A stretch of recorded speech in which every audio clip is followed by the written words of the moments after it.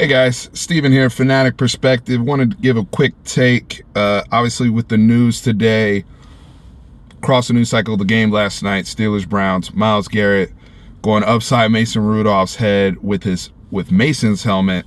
And just wanted to give my thoughts real quick, because hearing a lot of people weigh in the sports media, on Twitter, social media, what have you, on Myles Garrett and the suspension. And right now, I believe as of the time of this recording, he has been suspended indefinitely. I believe Anubi, or whatever his name is, was suspended 1 game. Marquise Pouncey's been suspended 3 games. I think all these guys are going to get heavy fines. And then they fined the Steelers and the Browns $250K. So a couple thoughts here, and then we'll close out. First off, Myles Garrett did start the situation when he roughed the passer. It is 15 seconds left in the game. It's 3rd and 92. Don't ask me why the Steelers are running play. They're getting blown out. But Myles Garrett, as he's done this, he's not a first-time offender when it comes to hitting quarterbacks late or personal foul penalties on the quarterback. Now, he didn't do anything overtly egregious, but he does take Mason Rudolph to the ground when the ball is clearly gone, and gets the quarterback on the ground. Now, Mason Rudolph retaliated to that act of being taken down when the ball was clearly out, especially in a league where we are trying to protect our quarterbacks. What Mason Rudolph did, because he is also not innocent here, and let me make that very clear, he's not innocent here, he tries to then rip off Myles Garrett's helmet, or whatever the heck he's doing. And I think in that situation, Mason Rudolph was actually the first person to lose control. The issue is he loses control to like a level 10. Myles Garrett loses control to like a level 100 and proceeds and says, you know what, if you're going to try to take my helmet off, I'm going to take yours off.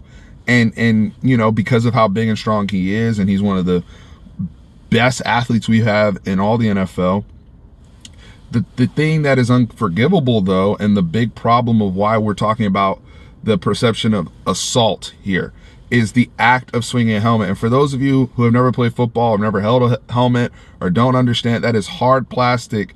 And once you swing a helmet like that at somebody who is unprotected, that's unacceptable. And whatever punishment comes his way is justified, period.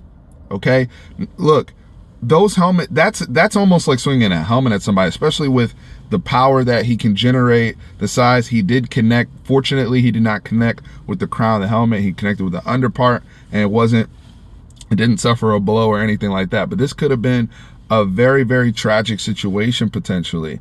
And then obviously the aftermath, Pouncey riding for his quarterback as he should, goes a little too far. He's kicking Myles in the head. Myles' teammates come to his defense. All hell breaks loose. Brown sideline is all over the place, right? So here's my thing, and I think something that people are leaving out.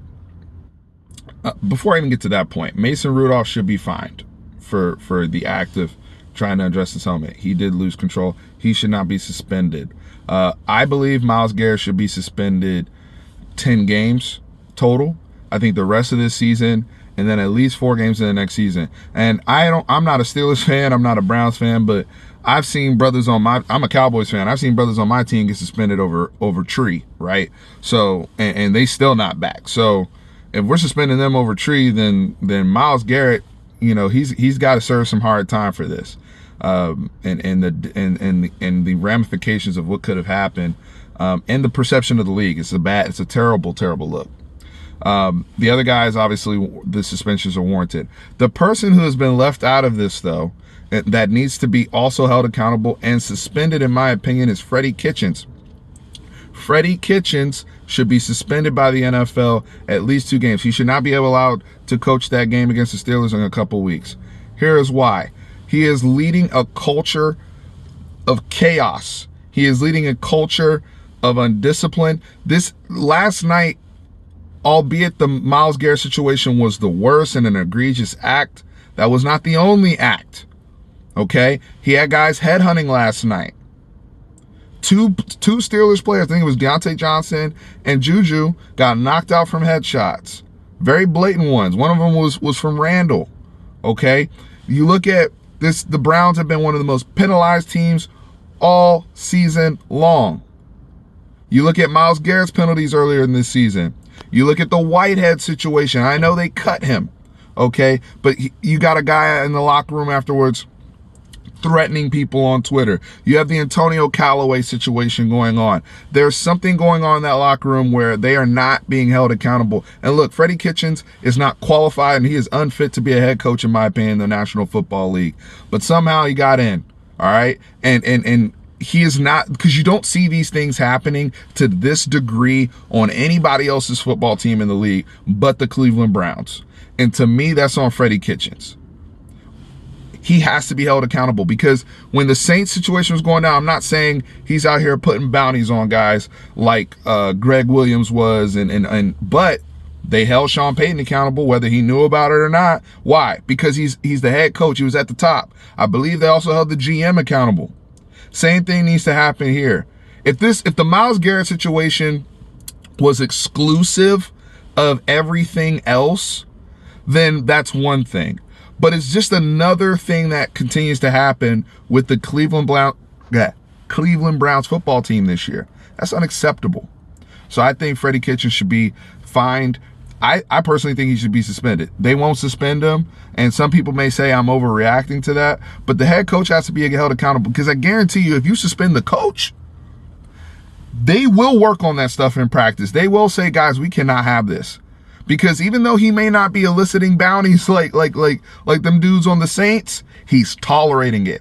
And whatever you tolerate, your coach, the attitude of the team and the behavior on the sidelines when that situation occurred is a reflection of their leadership. So Freddie Kitchens needs to be suspended as well. Guys, chime in with your thoughts. Just wanted to weigh in here during my lunch break. I'm going to head back in, but please let me know what y'all think. Peace.